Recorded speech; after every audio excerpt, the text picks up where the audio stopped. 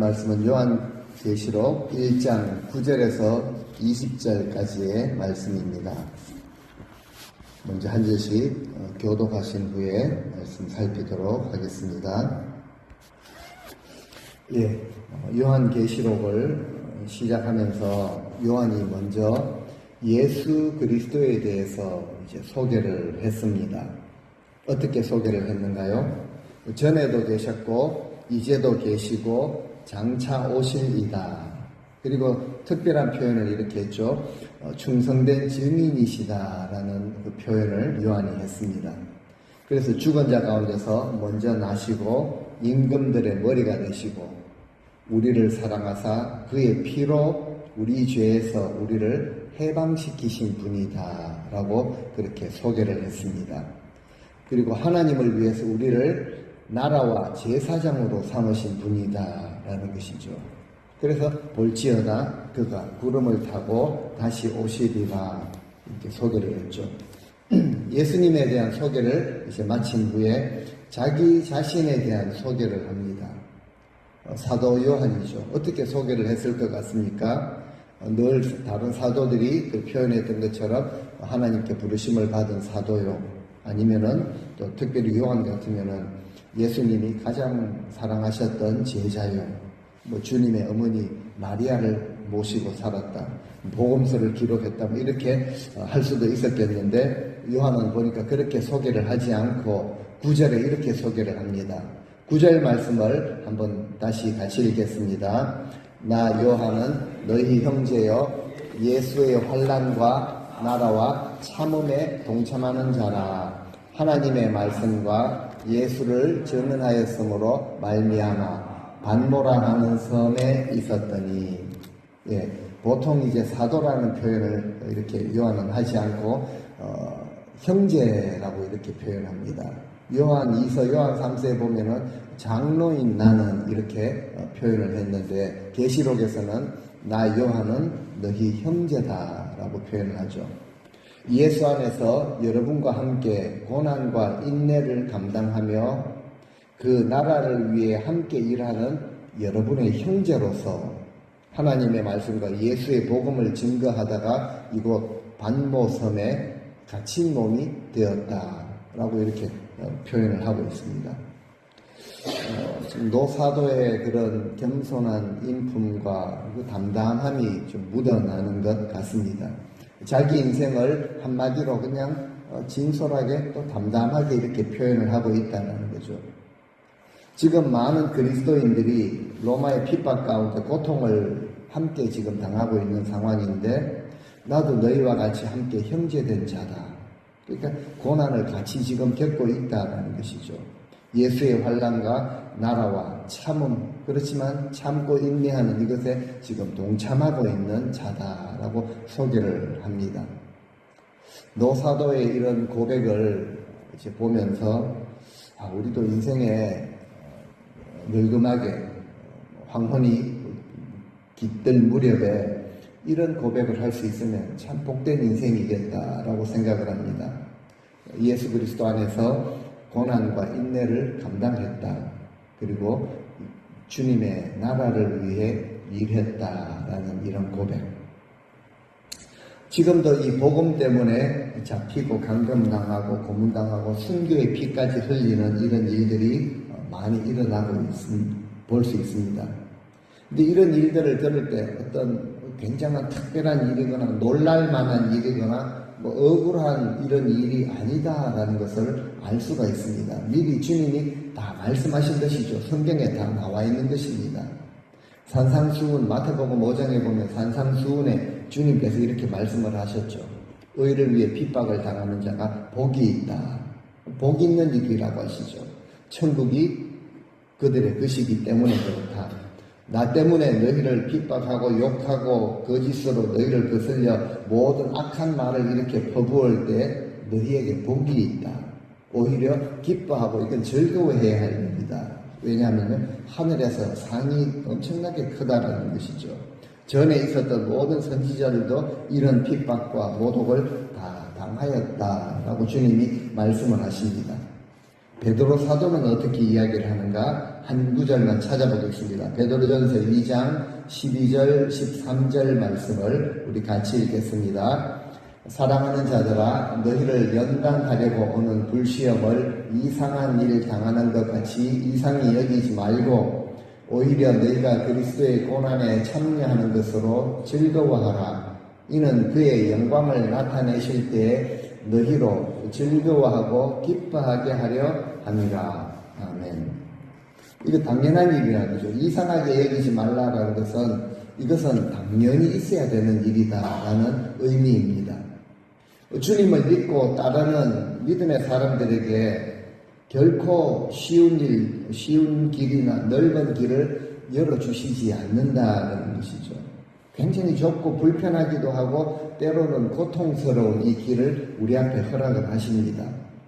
하나님 나라의 백성들이 복음 붙들고 말씀대로 살아가려고 할 때 어떻게 세상으로부터 핍박을 안 당할 수가 있겠는가?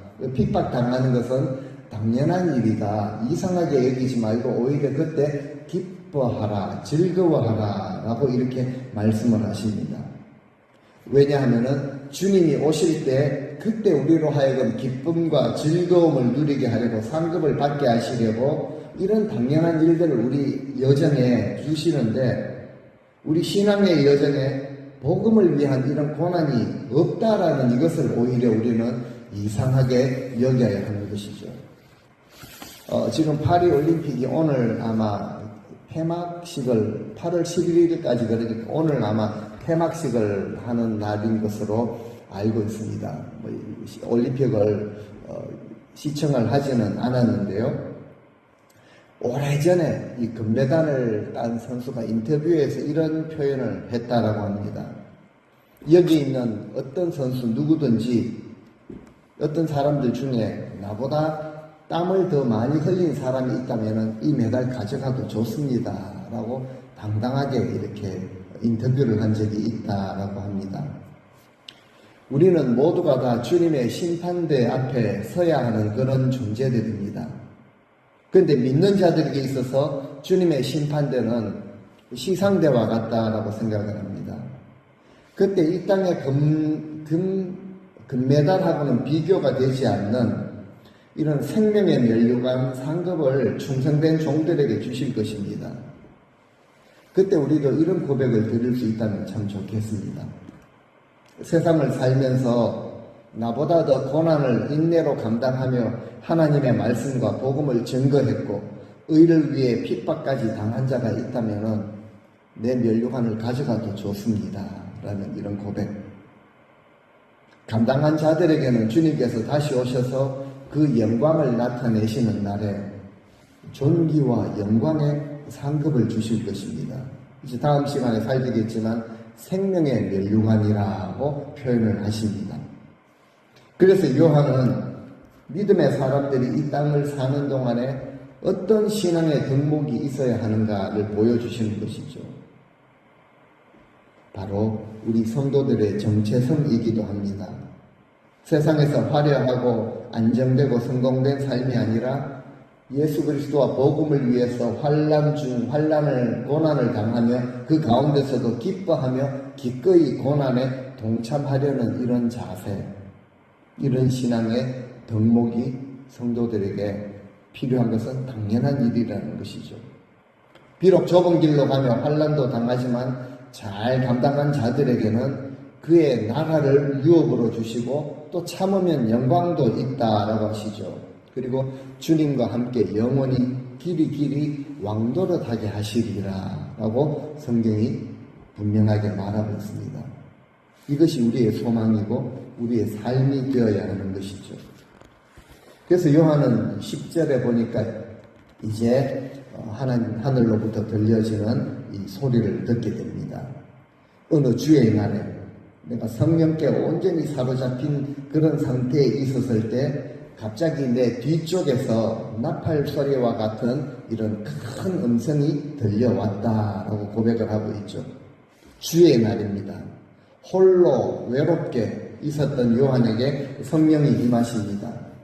그리고 하나님의 계시를 받게 되는데 요한은 이 하나님의 계시를 언제 어디서 어떻게 받았는가 그 경위를 지금 기록을 하고 있죠. 주의 날에 계시를 받았다.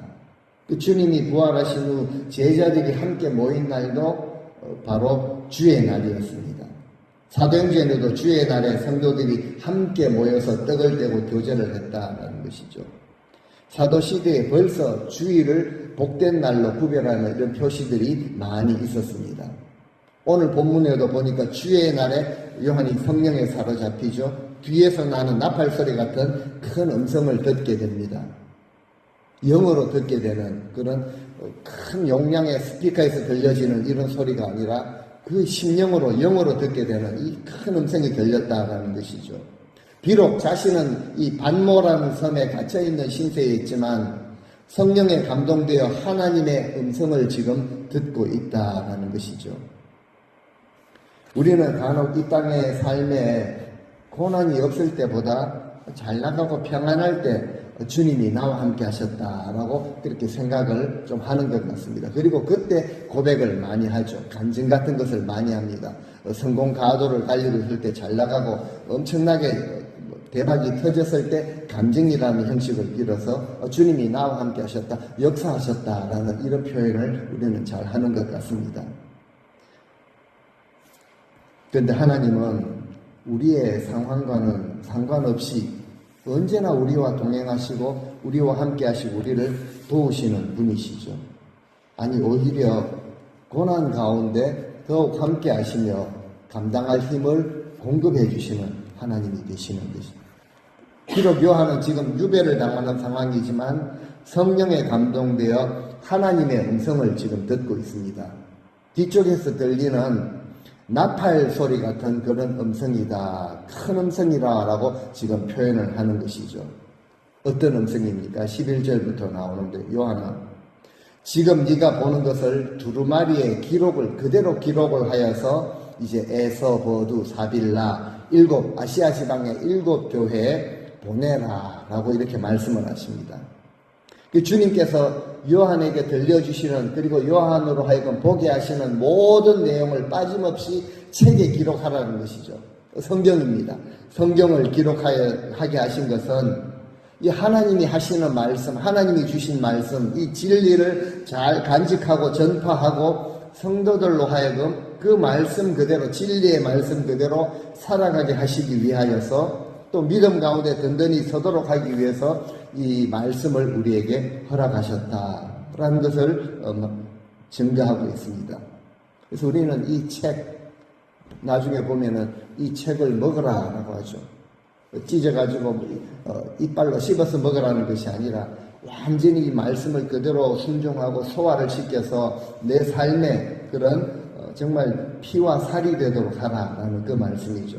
그래서 우리는 이 책을 사랑해야 하고 가까이 해야 하고 시편 1편에서 말하는 것처럼 주야로 묵상을 하고 곱씹어야 하는 것이죠. 그리고 그 교훈과 훈계를 주실 때 거기에 귀를 기울여야 그리고 그 말씀 그대로 따라 실천해야 하는 것이죠. 그래서 이제 하나님께서 보여주시는 이 환상들의 그 책에 기록할 그 환상들에 대해서 설명을 하십니다.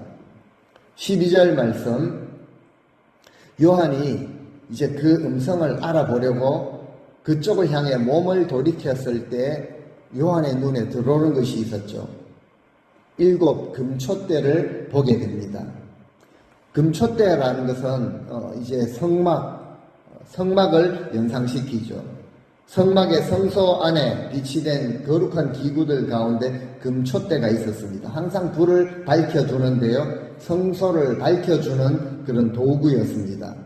나중에 20절에서 설명하기를 이 금촛대, 7 금촛대는 바로 7 교회라고 하십니다.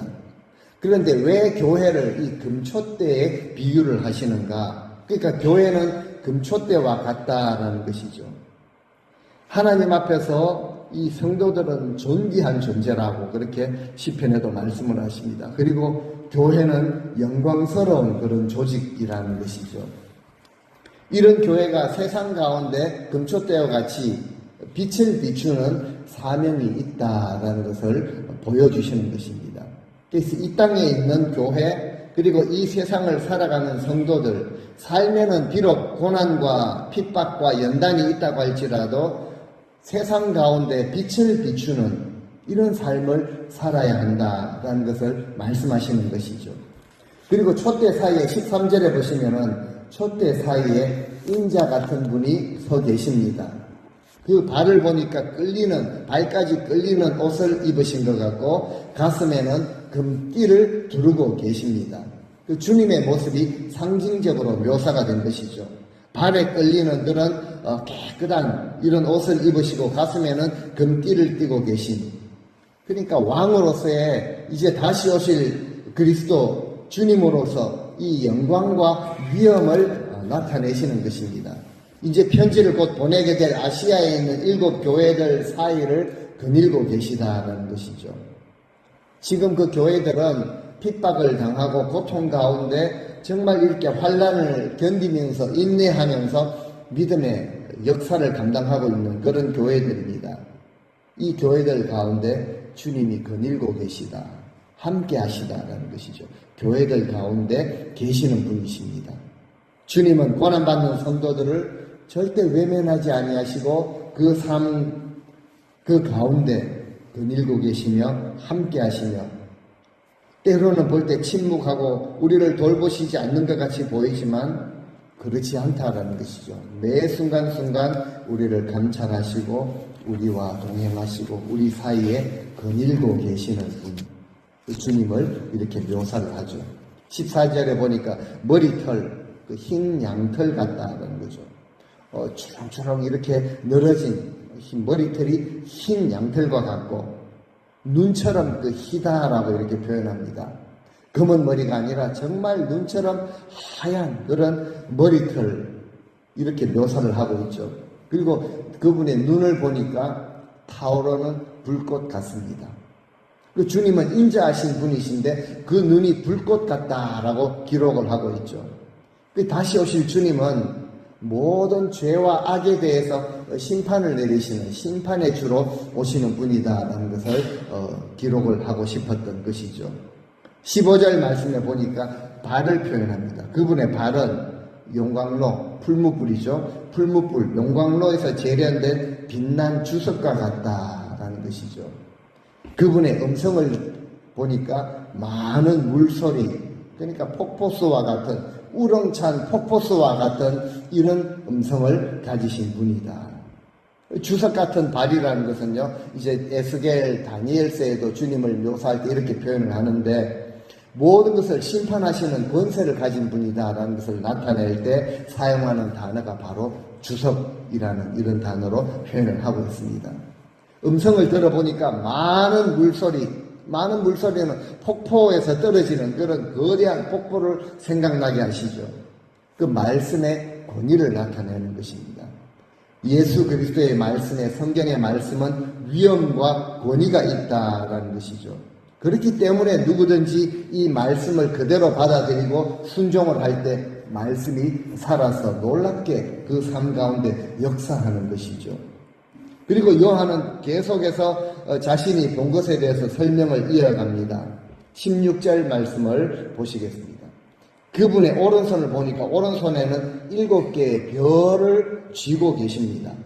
그리고 입에서는 양날이 굉장히 예리한 칼이 나온다라고 이렇게 표현을 하고 있죠. 얼굴을 보니까 해가 강하게 비치는 것처럼 빛이 그렇게 그분의 얼굴을 통해서 드러나고 있다라고 표현을 하십니다. 오른손에 있는 7별, 또 20절에 가면 그렇게 설명을 하십니다. 바로 교회의 사자들이다 라고 표현을 하시죠. 주님께서는 그 사역자들, 종들을 붙드시고 주님이 오른손으로 붙드시고 사용하고 계시다라는 것을 드러내는 것입니다. 그분의 입에서 좌우에 날선 검이 나오는 것, 날선 검은요, 사람의 그 영혼, 폐부를 찔러 쪼개는 그 예리한 말씀을 나타내는 것이죠. 얼굴이 해와 같이 힘있게 비친다라는 것은 주님의 그 크신 영광을 나타내는 것입니다. 이 광경은요, 베드로, 야고보, 요한이 이미 주님 계실 때 주님과 함께 변화산상에 올라가서 경험했던 그 주님의 그 옷이 희고 얼굴이 그 밝은 빛같이 빛으로 드러나는 그 주님을 보았을 때의 모습과 비슷한 그런 묘사이죠. 자, 이런 환상을 보게 될 때 예전에 변화산상에서는 베드로가 이렇게 말했죠. 아, 주님 여기가 너무 좋은데 여기다 초막셋을 짓고 우리가 여기 거하면 어떻겠습니까? 여기 거하시면 어떻겠습니까? 이렇게 표현을 했는데요. 이런 환상을 보게 된 요한의 지금 심적 상태가 어떤가? 우리 17절 말씀을 다 같이 한번 다시 읽어보시겠습니다. 17절 같이 읽겠습니다. 내가 그가 오른손을 내게 얹고 이르시되 두려워하지 말라. 나는 처음이요 마지막이니. 예, 죽은 자 같이 되었다라는 이 표현이 맞는 표현이라고 생각을 합니다. 그 주님의 영광이 우리 인생들에게는 죽을 정도로 압도적인 그 크신 영광이다라는 것이죠. 그래서 이 주님의 영광은 크고 귀한 것입니다. 그래서 우리가 감히 범접할 수 없는, 손을 댈 수 없는 그런 귀한 영광이죠. 그 영광이 얼마나 빛이 나는지 그 영광의 주님을 뵙는 순간 요한이 그 발 앞에 엎드러져 죽은 사람같이 되었다라는 것이죠. 주님의 크신 영광을 경험한 자들의 공통적인 고백입니다.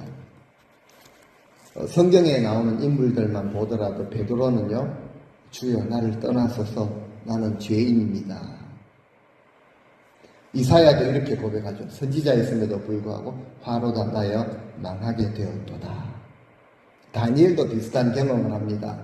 나 다니엘이 수일 동안 혼절하여 있다가 앓고 있다가 내가 그 본 이상으로 인하여 굉장히 놀랐다라고 이렇게 말하죠.